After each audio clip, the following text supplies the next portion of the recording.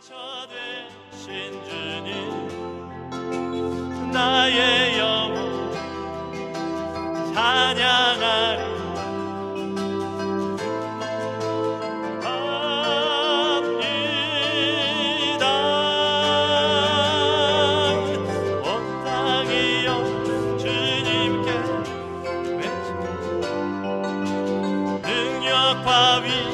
위엄의 왕 되신 주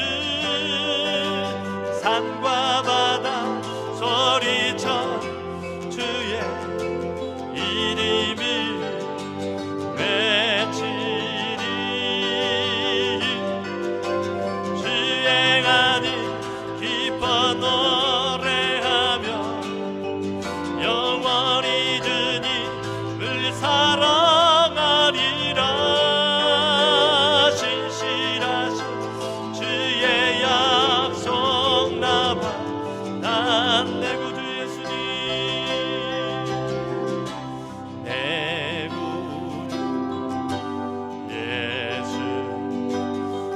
같은 분 없네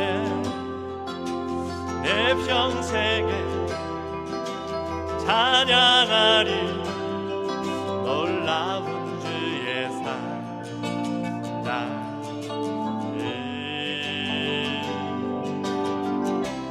위로자 되신 피난처 되신 주님 나의 영혼 온 마음 다해 주를 경배하니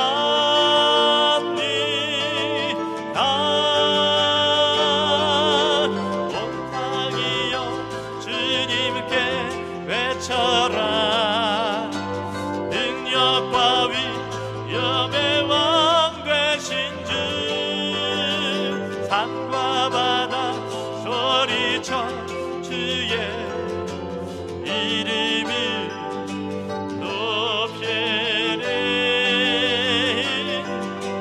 주행하니 기뻐 노래하며 영원히 주님을 사랑하리라 신실하신 주의 약속 나파 난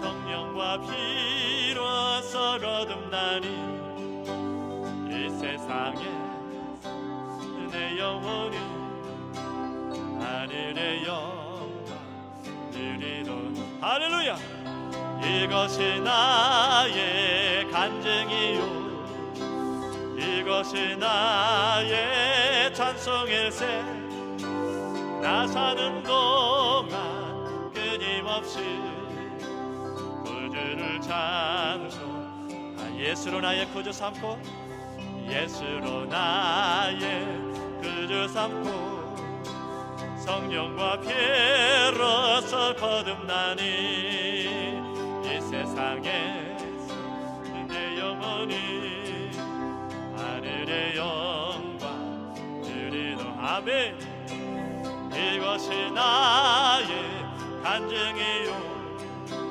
이것이 나의 찬송일세 나 사는 동안 끊임없이 구주를 찬송 온전히 주께 맡기네요 온전히 주께 맡기네요 사랑의 음성을 듣는 중에 천사들과 아는 것과 하늘의 영광 우리로 이것이 나의 간증이요 이것이 나의 찬송일세 나 사는 동안 끊임없이 구주를 찬송 주 안의 기쁨 누림으로 주 안의 기쁨 누림으로 마음의 풍랑이 잔잔하니 세상과 나 간 것 없고 구속한 구속한 주만 보이는 할렐루야. 이것이 나의 간증이요 이것이 나의 찬송일세. 나 사는 동안 끊임없이 그들을 찬송 주 안의 기쁨 누림으로 주 안의 기쁨 누림으로 마음의 풍랑이 잔잔하니 세상과 나 한 것 없고 구속한 주만 보이다면 이것이 나의 간증이요 이것이 나의 찬송일세. 나 사는 동안 끊임없이 그들을 찬송. 이것이 나의 간증이요 이것이 나의 간증이요 이것이 나의 찬송일세. 나 사는 동안 끊임없이 그들을 찬송하리로다. 주님 나를 부르시니 두려움 없이 배에서 나가리라. 주님 나를 부르시니 주님 내게 오라시니 주님 보고 계시기에 의심치 않고 바다를 걸어가리라. 주님 보고 계시기에 주님 여기 계시기에 주님 여기 계시기에 이 깊은 바다가 반석이 되고 주님 여기 계시기에 반석위를 내가 걸어가리라. 주님 여기 계시기에 저 거친 파도가 반석이 되고 주님 여기 계시기에 반석 위를 내가 걷으니 주님 나를 부르시니 주님 나를 부르시니 두려움 없이 배에서 나가리라. 주님 나를 부르시니 주님 내게 오라시니 주님 보고 계시기에 의심치 않고 바다를 걸어가리라. 주님 보고 계시기에 주님 여기 계시기에 주님 여기 계시기에 이 깊은 바다가 반석이 되고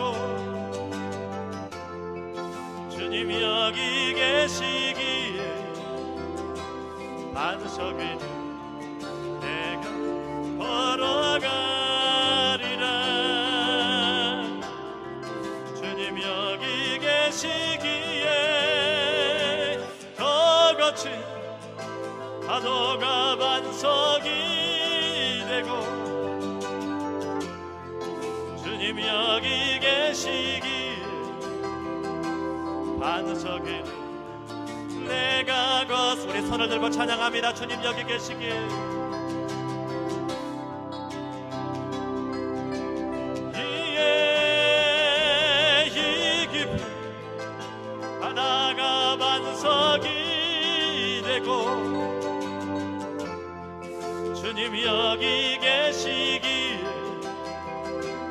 반석 위를 내가 걸어가리라. 아멘. 주님 여기 계시기에 저 거친 파도가 반석이 되고, 주님 여기 계시기에 반석 위를 내가 걷습니다. 우리 시간 같이 한번 예배를 위해서 기도합니다.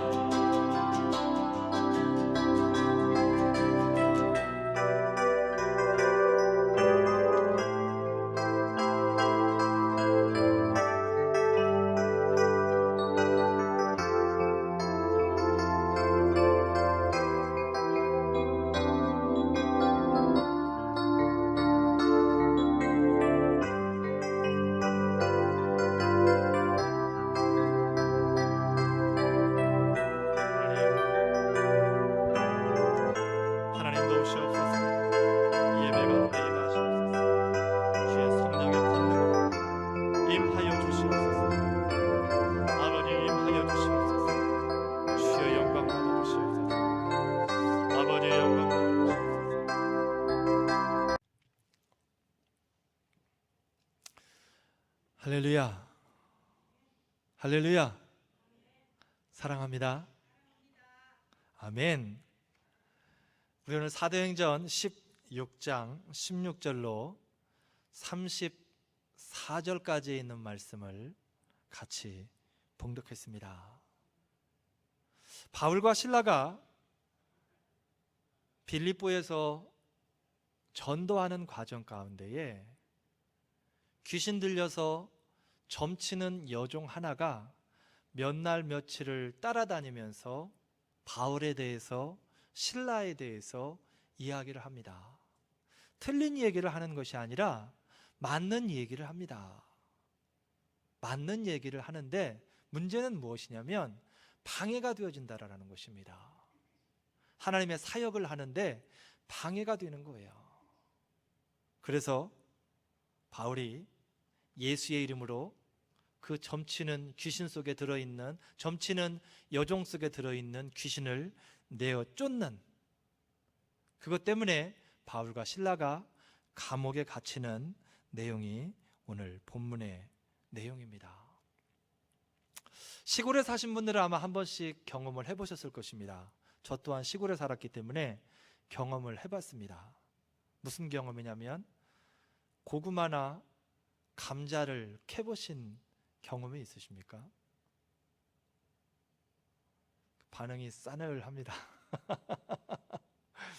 어떤 분은 그렇지는 않겠지만 고구마가 뭔데요? 그 정도는 아니겠죠. 고구마를 캐고 감자를 캘 때는 농기구를 갖다가 멀리 그리고 깊숙이 집어넣습니다. 이유가 뭐냐면 고구마 줄기가 있으면 고구마 줄기 바로 밑에만 고구마가 있는 게 아니기 때문에 그렇습니다. 감자도 마찬가지입니다. 줄기 바로 밑에만 있는 게 아닙니다. 생육이 왕성한 것일수록 더 멀리, 더 깊숙이 고구마나 감자가 박혀 있습니다. 그래서 멀찌감치 삽을 들여대고 괭이를 들여댑니다. 어렸을 때 처음에 고구마를 캐고 감자를 캐기 위해서 밭에 갔을 때 그냥 아무 생각 없이 삽이나 호미를 갖다가 푹 찍어 들어갑니다. 그러면 여지없이 고구마가 반틈이 딱 잘려서 올라옵니다. 물론 시골에서 심는 것은 팔기 위한 것이 아니기 때문에 잘려도 먹는 데는 전혀 지장이 없습니다. 그렇지만 기왕이면 다홍치마라고 같이 일을 하시던 할머니나 할아버지가 삽이나 호미를 깊숙이 멀리 집어넣으라고 그렇게 이야기를 합니다. 처음에는 이유를 몰랐지만 한 번, 두 번 실수를 하다 보니까 그것 때문에 삽이나 농기구를 멀리 깊이 넣으라고 하는구나 하는 이유를 알게 되었습니다. 오늘 바울이 복음을 증거하다가 뜻하지 않게 고난을 당하게 됩니다. 대부분의 많은 사람들이 고난을 당하게 되면 이해하지 못합니다. 특별히 오늘 바울의 경우에는 다른 거 하다가 고난을 당하는 게 아니라 복음 증거하다가 귀신 들린 사람 치료해 줬는데 그에게 고난이 닥쳐왔다라는 것입니다. 언뜻 생각하면 이해할 수 없는 그러한 상황입니다. 그런데 하나님께서는 그 이해할 수 없는 상황 가운데에서 큰 그림을 그리고 계신다라는 거예요. 고구마를 캘 때 삽을 멀리 쿡 찍어서 삽질을 시작하는 것처럼 전혀 없는 것 같은 곳에서 삽질을 시작하는 것처럼 하나님께서 먼 곳에서 큰 그림을 그려 나가신다라는 것입니다. 바울에게 뿐만이 아니라 우리 인생에 있어서까지도 마찬가지입니다. 오늘 하나님께서 바울을 통하여서 그림을 그려 나가시는데 바울의 또한 신라의 형편을 한번 보기를 원합니다. 복음을 증거하다가 그들의 형편이 어떻게 되어지는가? 23절에 보게 되니까 많이 친 후에 옥에 가두었다라고 그렇게 이야기를 합니다. 바울과 신라가 귀신을 내어 쫓아준 것 때문에 귀신을 이제 내어 쫓은 그 당사자는 좋지만 그는 종이었고 그에게는 주인이 있었습니다. 그 주인은 그 종을 통하여서 많은 돈을 지금 벌어들이고 있었다라는 거예요. 그런데 귀신이 나가버렸으니 더 이상 점을 칠 수도 없고 더 이상 돈을 벌 수도 없는 그러한 상황입니다. 그래서 바울을 신고한 겁니다. 바울과 신라를. 이 사람들이 이상한 말들을 하면서 사람들을 유혹하고 사회 질서를 문란케 한다라는 그러한 누명을 뒤집어 씌우는 거예요. 그래서 결국 바울과 신라를 갖다가 많이 친 후에 옥에 가두었다라는 거예요.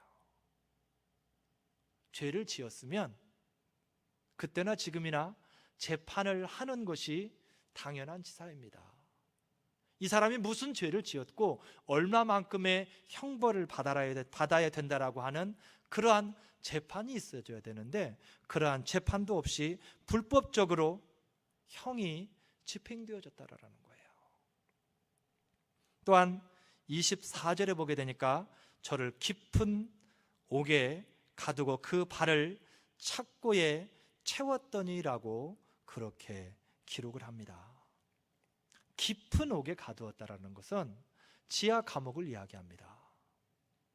지하 감옥은 누가 가느냐면 사형수들이 가는 곳입니다.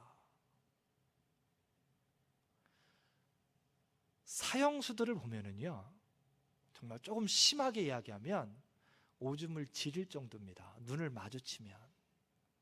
제가 대학 다닐 때에 교도소에서 사형수들을 이렇게 선교하면서 만난 적이 있는데 찬양을 하려고 앞에를 딱 섰는데 앞에 붉은색 옷을 입은 사람들이 한 2, 30명이 사형수들입니다.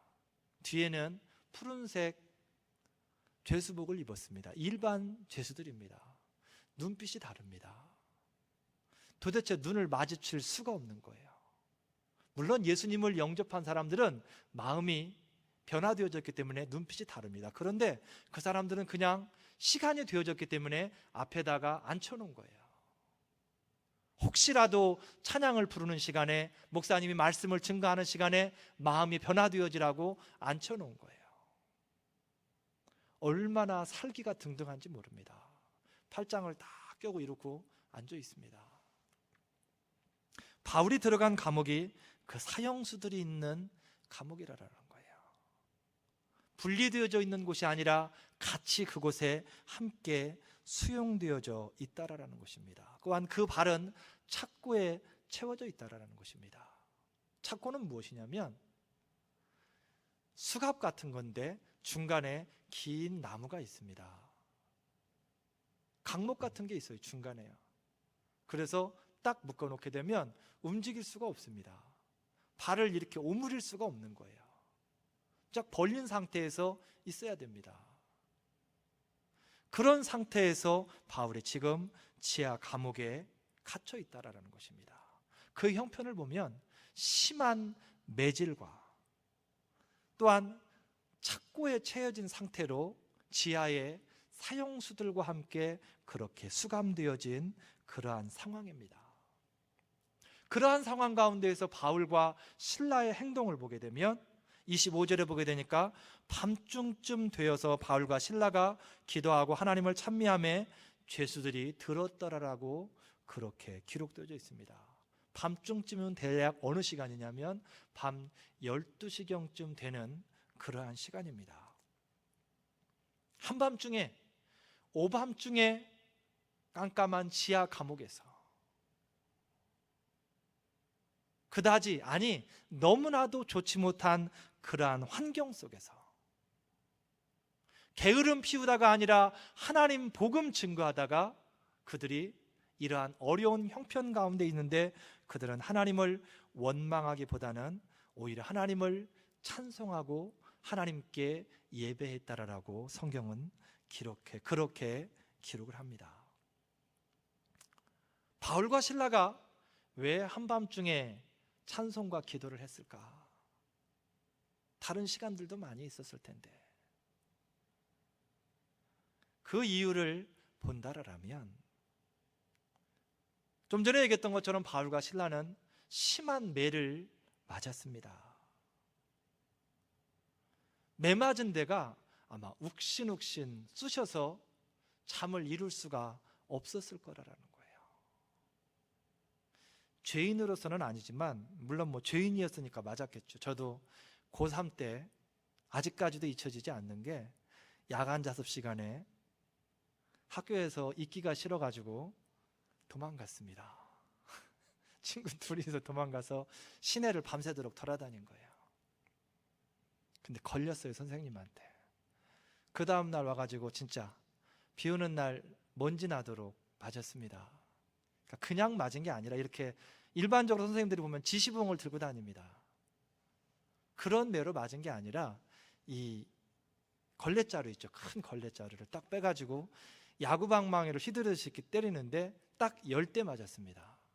얼마나 세게 맞았는지 정말 살이 터질 정도로 맞았는데 빤듯이 누워서 잠을 잘 수가 없어요. 엉덩이가 얼마나 아픈지. 그런데 바울은, 실라는 10대가 아니라 수없이 맞았습니다. 그러니 빤듯이 누울 수도 없을 것이고 옆으로 눕자니 다리가 이렇게 벌어져 있습니다. 얼마나 힘들었겠습니까? 매맞은 고통과 이 착고에 채워진 고통이 어쩌면 그들로 하여금 잠을 이루지 못하게 했을 거라는 거죠. 아니, 잠을 이루려고 해도 잠깐 잠들었다가, 너무 피곤해서 잠깐 잠들었다가 여기저기 쑤시고 불편하고 아파서 깊은 잠을 잘 수가 없었을 거라는 거예요. 그래서 그들은 깨어서 하나님을 찬송하고 기도했다라는 것입니다. 삶에서 찾아오는 문제들과 고통들 때문에 때로 우리의 삶 가운데에도 잠 못 이룰 때가 있습니다. 너무나도 걱정이 되고 염려가 되고 몸이 너무나도 힘들고 아파서 잠을 이룰 수가 없을 때가 있어요. 자고 싶은데, 자야 되는데 잠이 오지 않을 때가 있습니다. 여러분, 그 잠이 오지 않을 때 굳이 자려고 애쓰지 마시기 바랍니다. 하루 저녁 안 자도 죽지 않습니다. 물론 그 다음날 많이 피곤할 것입니다. 그렇지만 그렇게 자지 않는다고 큰일 나지 않는다라는 거예요. 그 시간에 오히려 일어나서 아니면 누워서라도 하나님께 기도해 보시기 바랍니다. 저는 어디를 가든지 그렇게 이야기합니다. 저 또한 그렇게 생각하고 그렇게 행동합니다. 양로원에 가서도 할머니, 할아버지들에게 그렇게 이야기합니다. 다 몸이 불편해서 오신 분들입니다. 초저녁부터 잠이 들었다가 새벽녘이 되면 일찌감치 잠이 깨버립니다. 또는 아파서도 잠이 깨버립니다. 잠자지 말고 기도하라고 제가 이야기합니다. 하나님이 그 시간에 당신을 만나자고 깨우는 그 시간이기 때문에, 하나님이 교제하자고 그 시간을 깨우는 시간일 수 있기 때문에 깨어 기도해 보시라라는 거예요. 바울은 오늘, 신라는 오늘 그 시간을 놓치지 않았습니다. 물론 육신은 힘들고 너무나도 어려운 상황 가운데 있었지만 그들은 그 시간에 깨어서 하나님을 찬송하고 기도했다라는 것입니다. 바울과 신라가 했던 한밤중 옥중 기도에 영적인 의미가 있습니다.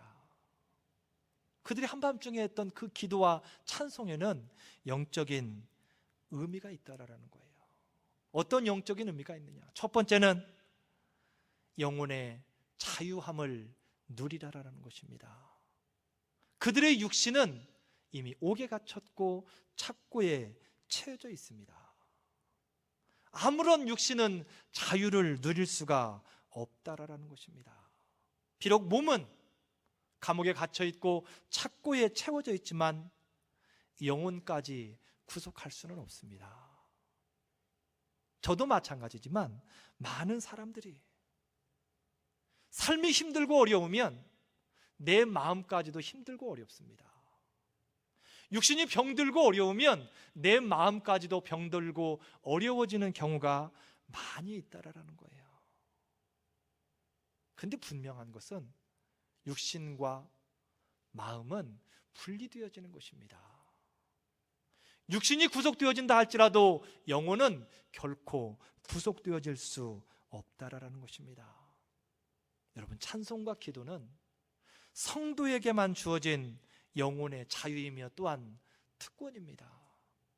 우리가 누릴 거라라는 거예요. 아무리 삶이 나를 구속하고 속박한다 할지라도 거기에 내 영혼까지 얽매여 버리면 안 된다라는 거예요.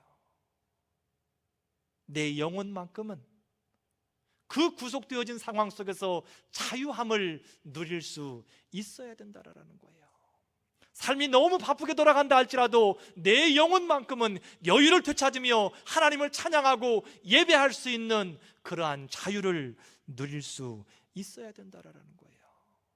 그게 성도에게만 주어지는 특권이라는 것입니다. 또 한 가지가 있습니다.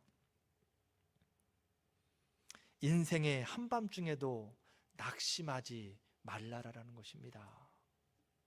우리 인생에는 원하든지 원하지 않든지 간에 많은 굴곡들이 모여서 한 사람의 인생이 만들어져 갑니다. 저도 마찬가지고 여러분도 마찬가지입니다. 내가 원해서 좋은 일만 일어나고 원하지 않아서 좋은 일이 안 일어나고, 그게 아니라 내가 원하는 거하고는 상관없이 때로는 좋은 일도 일어나고 나쁜 일도 일어난다라는 것입니다. 그러한 많은 일들이 모여져서 한 사람의 인생이 만들어가져 가는데, 때로 빌립보 지하 감옥과 같은, 한밤중과 같은 소망도 없고 희망의 불빛도 보이지 않는 그러한 좌절의 순간도 우리에게 찾아올 수 있다라는 것입니다. 그 지하 감옥, 어두컴컴한 그 지하 감옥, 그곳에서 무슨 희망을 볼 수 있겠습니까? 사형수들에 둘러싸여 있는 그 상황 가운데에서 무슨 소망을 볼 수 있는가, 그 말입니다. 그런데 오늘 바울과 신라의 한밤중 기도를 통해서 볼 수 있는 영적인 의미는 그러한 상황 가운데에서도 낙심하지 말라라는 것입니다. 좌절하지 말라라는 거예요. 절망하지 말라라는 것입니다. 오늘 바울과 신라가 그러한 절망적인 빌립보 감옥에서 하나님을 찬송하고 기도할 수 있었던 힘은 무엇인가?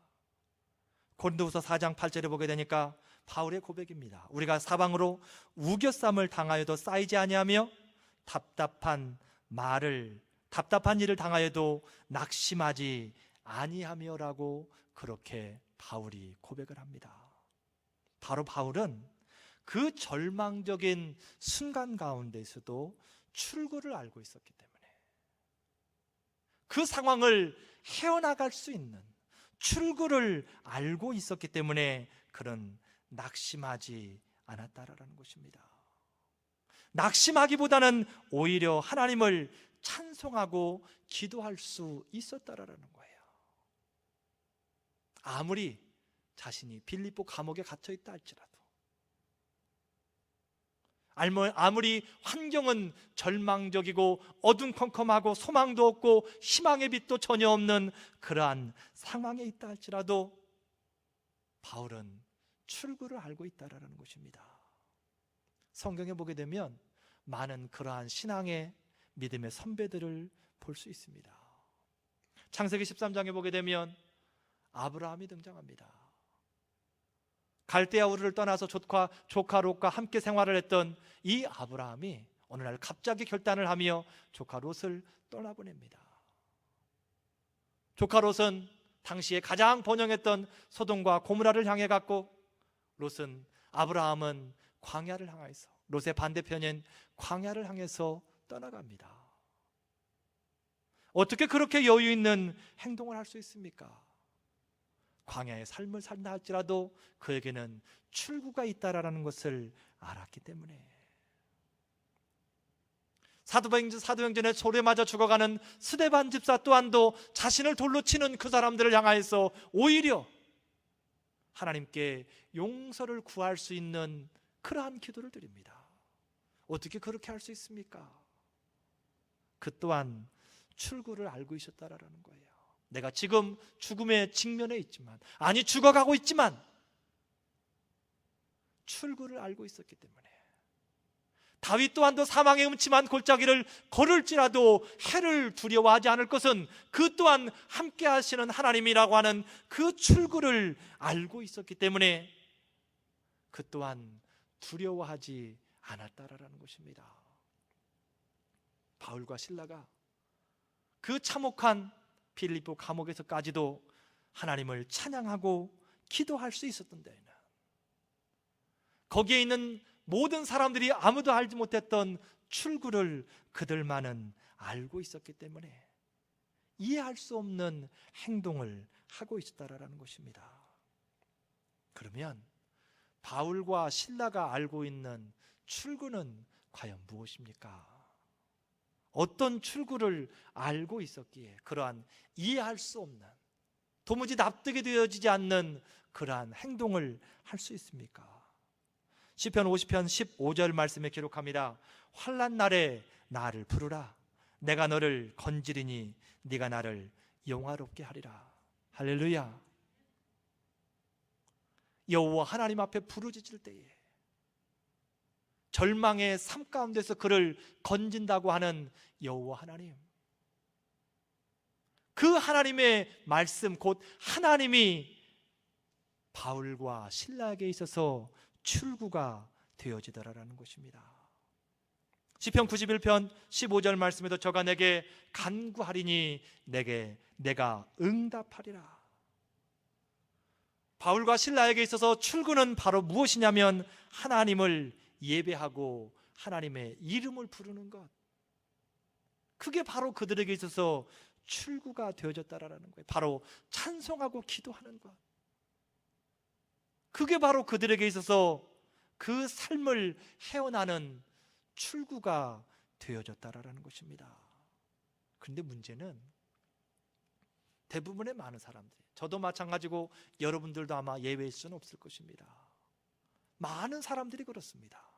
출구를 알고 있는데도 불구하고 막상 그 상황이 닥치면 두렵고 당황한 마음에 출구를 잃어버리게 된다라는 거예요. 한 3주 전쯤에 유튜브에 동영상이 하나 올라왔습니다. 그 동영상을 보는데 한 여자가 집차를 몰고 가는 거예요. 큰 집차입니다. A실린더 정도 되는 그런 집차를 몰고 가는데 갑자기 물이 불어나는 곳으로 푹 처박힙니다.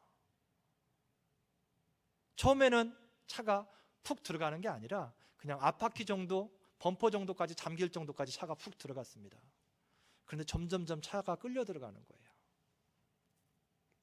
차가 반쯤 잠겼습니다. 물속에.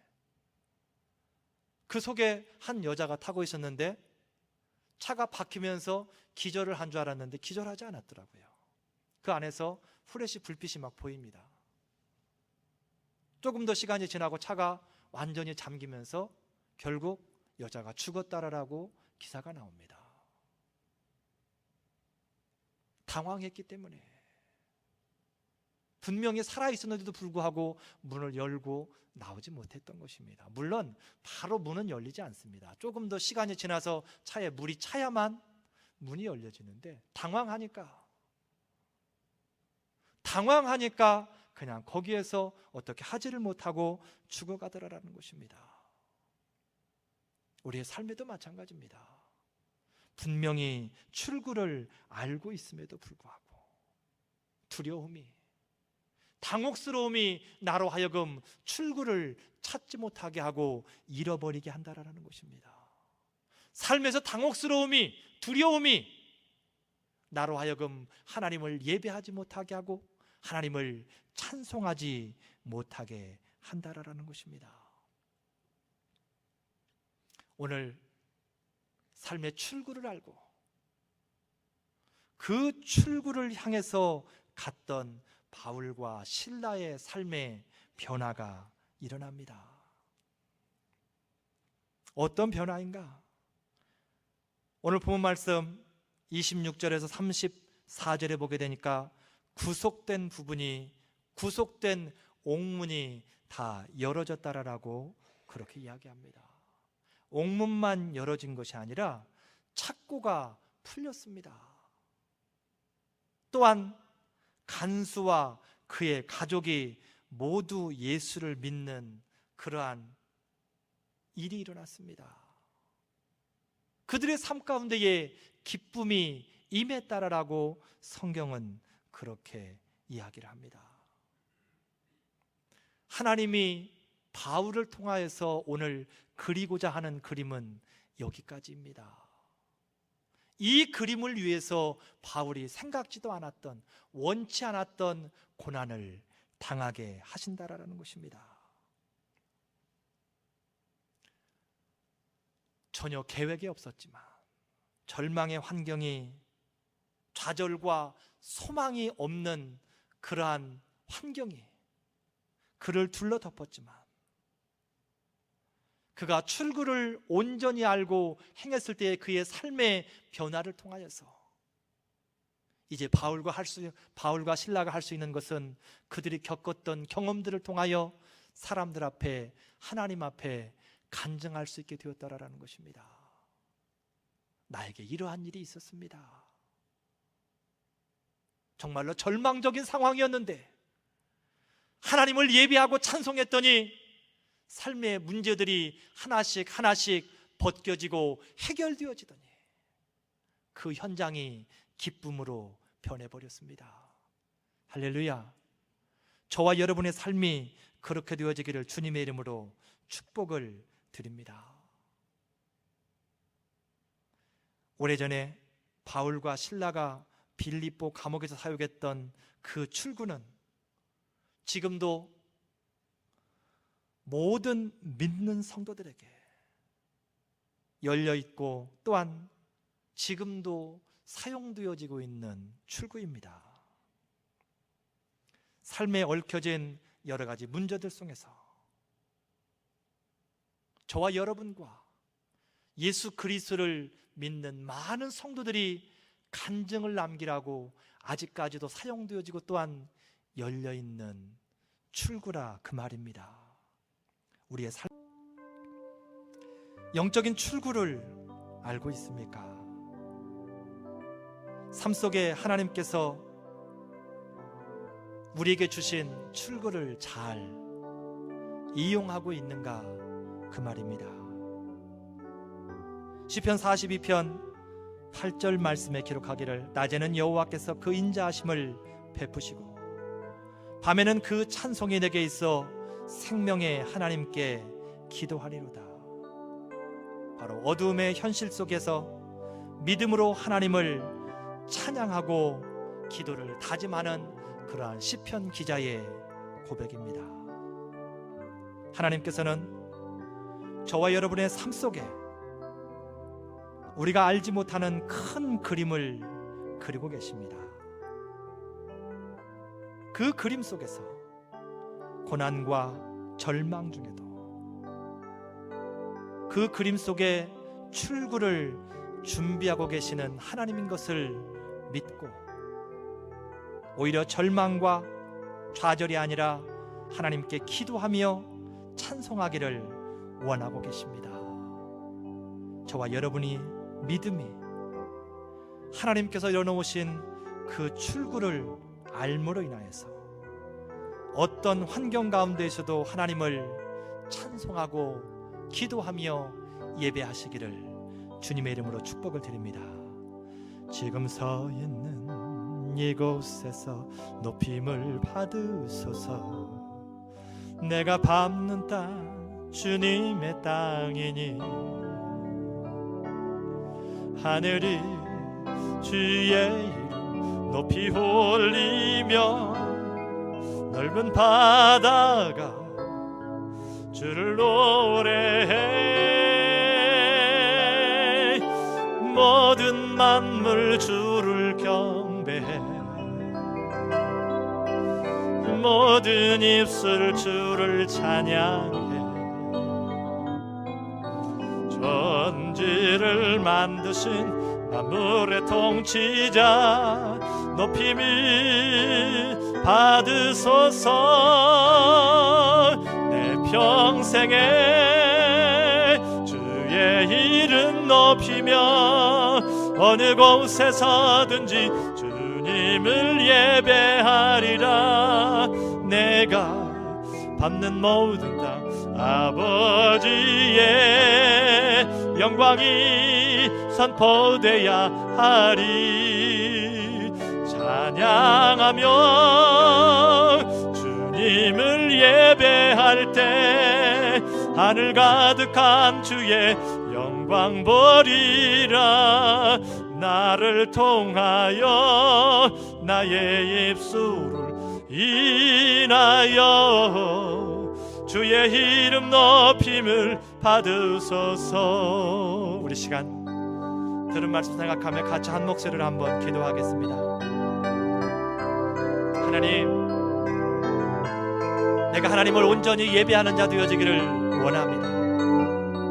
내가 어느 곳에 있든지 어떠한 형편에 처해 있든지 하나님을 예배하며 하나님께 찬송과 기도하기를 게을리하지 않기를 원합니다.